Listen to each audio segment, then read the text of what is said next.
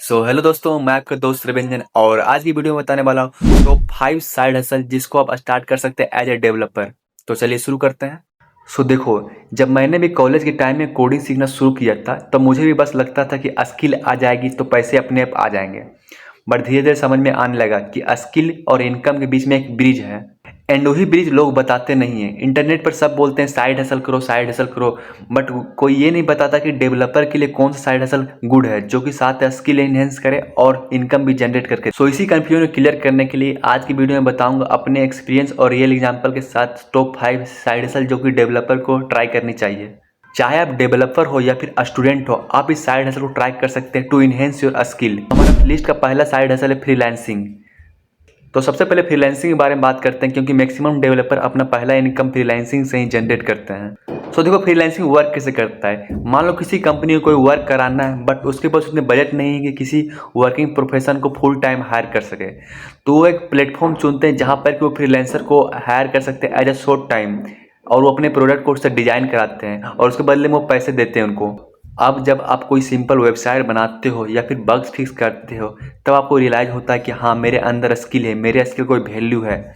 Starting में आपको salary कम मिलेगा बट वही काम आप रिपीट करते रहोगे तो आपको एक स्टेबल इनकम जनरेट हो जाएगा और साथ ही साथ आप अपने स्किल को भी इन्हेंस कर सकते हैं। एंड आप फ्रीलांसिंग के लिए अपवर्क या फिर फाइवर प्लेटफॉर्म चूज कर सकते हैं। बिगिनर में आपकी सैलरी 20 से 40 हज़ार तो रहेगी, बट जैसे ही आपको एक्सपीरियंस आ जाए तो आपकी सैलरी 1 लाख से ऊपर तक जा सकती है पर मंथ। एंड हमारा लिस्ट का दूसरा साइड हसल है सेलिंग कोड।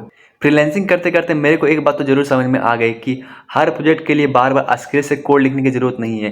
थोड़ी बड़ी मॉडिफिकेशन करके भी काफ़ी प्रोजेक्ट बनाए जा सकते हैं। तब मेरे दिमाग में ख्याल आया कि सेम कोड को मल्टीपल लोगों को दे दिया जाए तो क्या होगा। बस उसी को कोड सेलिंग कहते हैं। स्टूडेंट को प्रोजेक्ट चाहिए, डेवलपर को यूआई डिजाइन चाहिए या फिर स्टार्टअप को रेडी डैशबोर्ड चाहिए, आप उनको ये सब सेल कर सकते हैं। एंड ये सारे कोड आप गिटहब या फिर गमरोड से सेल कर सकते हैं। एज ए बिगिनर आपको 10,000 तक अर्न कर सकते हैं एंड अगर जो आपके पास एक्सपीरियंस आ जाएगी तो आप 50 से 60,000 तक भी अर्न कर सकते हैं। एंड इस साइड हसल की सबसे अच्छी बात लगी कि यहाँ पर कोई टाइम प्रेशर नहीं रहता और यहाँ पर आपकी इनकम धीरे धीरे ग्रो होती रहेगी। एंड हमारा लिस्ट का थर्ड साइड हसल है SaaS, software as a service.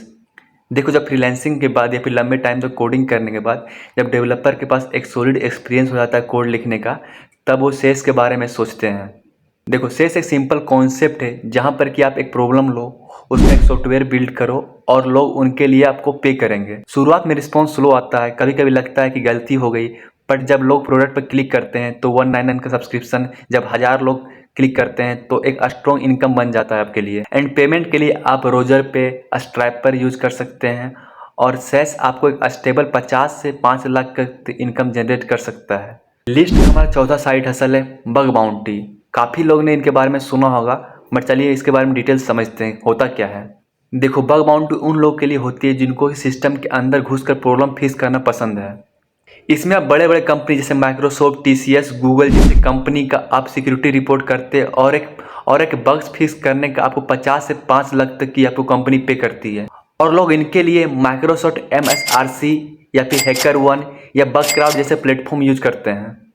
देखो, ये इजी नहीं होता बट स्किल आने के बाद ये काफ़ी रिवार्डिंग बन जाता है। एंड हमारा लास्ट साइड असल है कंटेंट क्रिएशन। जब लोग आपसे कोड या प्रोजेक्ट खरीदते हैं तो आपसे सिर्फ प्रोडक्ट नहीं खरीदते, वो आपसे आपका ट्रस्ट भी खरीदते हैं। एंड आप ट्रस्ट कंटेंट के थ्रू बिल्ड कर सकते हैं। अगर आप अपनी जर्नी शेयर करते हो, अपने मिस्टेक बताते हो, अपने होनेस्ट रिव्यू एक्सप्लेन करते हो तो नेचुरली एक कनेक्शन बिल्ड हो जाता है।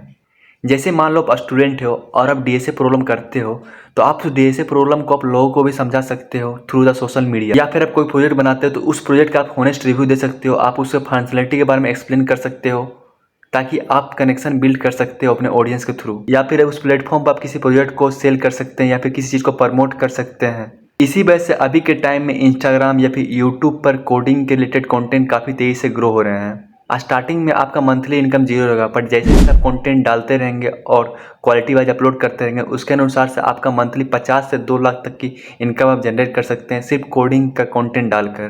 कंटेंट क्रिएशन में सिर्फ आप पैसे नहीं कमा सकते, आप एक जेन्युइन पहचान बना सकते हैं लोगों के सामने। एंड अगर आप कंफ्यूज हो रहे हैं कौन साइड से पहले स्टार्ट करना चाहिए तो मेरा रिकमेंडेशन आप फ्रीलांसिंग से स्टार्ट कर सकते हैं और साथ ही साथ आप कंटेंट क्रिएशन भी शुरू कर सकते हैं। एंड अगर ये वीडियो आपको क्लैरिटी दे पा रही है तो इस वीडियो को लाइक करें और कमेंट करके बताइए कि आप कौन सा साइड हसल स्टार्ट करने वाले हैं। मिलते हैं नेक्स्ट वीडियो में, तब तक के लिए please subscribe the channel and thank you for watching.